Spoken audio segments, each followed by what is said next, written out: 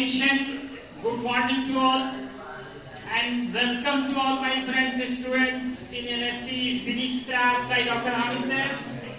बच्चों, magnetic effect of electric current के आज के दूसरे लेक्चर में आपका फिर से वेलकम है। आज बहुत इंपॉर्टेंट और लॉन्ग क्वेश्चन होने जा रहे हैं। कल आपने पढ़ा था magnetic effect of electric current और ये पढ़ा था कोई ऑब्जेक्ट हो, कोई भी ऑब्जेक्ट हो उससे करंट पास करेंगे वो मैग्नेट बन जाएगा, इसके अराउंड मैग्नेटिक फील्ड जनरेट होगा। तो इस मैग्नेटिक फील्ड का मान कैसे निकालेंगे, इसके लिए आया था बायट-सावर्त लॉ। बायट एंड सावर्त दो साइंटिस्टों ने मिलकर बताया था किसी करंट एलिमेंट के कारण मैग्नेटिक इंडक्शन का फॉर्मूला। सबसे पहले तो करंट एलिमेंट पढ़ा था लास्ट लेक्चर, जिन लोगों का नहीं छूटा हुआ नहीं पढ़े पहले पहला लेक्चर पढ़िए। इसलिए आप YouTube पे जाइए NSC physics class by doctor Hamid sir और सर्च कीजिए, आपको मिल जाएगा पहला लेक्चर इसी चैप्टर का। करंट सब्सक्राइब लाइक और शेयर करना भी आपका पड़ जाए। चलिए आगे आइए। तो करंट एलिमेंट सबसे पहला इसमें करंट एलिमेंट पर हर चैप्टर का मैं कहता हूँ हीरो होता है, जिसका एक्शन होता है, रोल होता है, उस पूरे चैप्टर में वो छाया उसी का काम होता है, उसको हम हीरो नाम देते हैं। इस चैप्टर में क्या है, करंट एलिमेंट जो प्रोडक्ट होता है करंट और small length I/2dl and Biot Savart law से ये फॉर्मूला आपने कल पढ़ा था। बायट-सावर्त लॉ कहता है कि कोई करंट एलिमेंट हो, जैसे ये वायर है, करंट पास हो रहा है, तो छोटा सा टुकड़ा लो, उसका नाम हो जाएगा करंट एलिमेंट।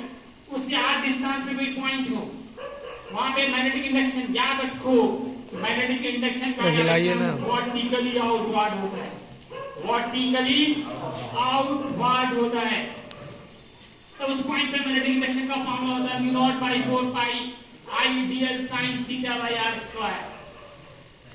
इसको वेक्टर फॉर्म में बदलना है। ऑब्जेक्टिव में देखिएगा इसका वेक्टर फॉर्म पूछता है। ये जो वेक्टर फॉर्म बता रही है ऑब्जेक्टिव के लिए, इसको वेक्टर के फॉर्म में कैसे दिखाएंगे? आपको पता है magnetic induction is a vector quantity, एक सदिश राशि है, तो वेक्टर के फॉर्म में दिखाना है।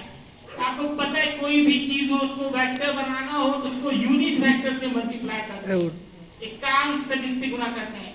यूनिट वेक्टर का मान 1 होता है, इसलिए हम लोग यहाँ पे r से गुणा करते हैं, यहाँ तीर दे दिया। और यूनिट वेक्टर निकालने का तरीका है कि किसी वेक्टर में उसके मान से भाग दे दो, किसी वेक्टर में उसके मान से भाग दे दो, दैट इज यूनिट वेक्टर। अब ये r² या तो क्या होगा, r³ हो जाएगा।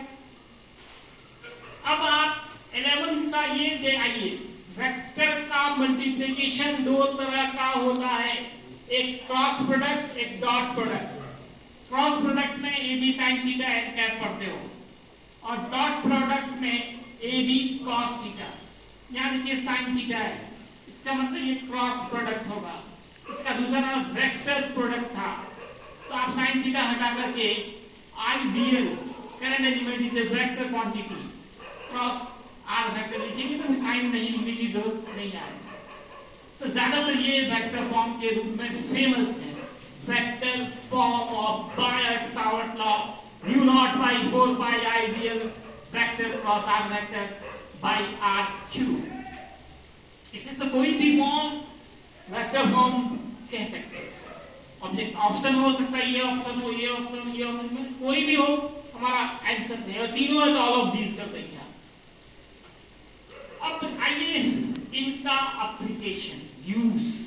तो यूज मेन है किसके, बायट-सावर्त लॉ के। ये दोनों इंपॉर्टेंट लॉन्ग क्वेश्चन है, इस एक्सरसाइज में बहुत लॉन्ग क्वेश्चन है, बहुत इंपॉर्टेंट है, पढ़ना कम है लेकिन जो भी पढ़ना वो सारे इंपॉर्टेंट ये एक्सरसाइज है। एक लॉन्ग क्वेश्चन यहाँ पे लिखा हुआ है, derive an expression of magnetic field induction due to state current carrying wire with the help of Biot Savart law. ये हो सकता है कि बायट-सावर्त लॉ पहले लिखा है, वहां पे लिखा है with the help of Biot Savart law derive an expression of magnetic induction due to state current carrying wire। Stop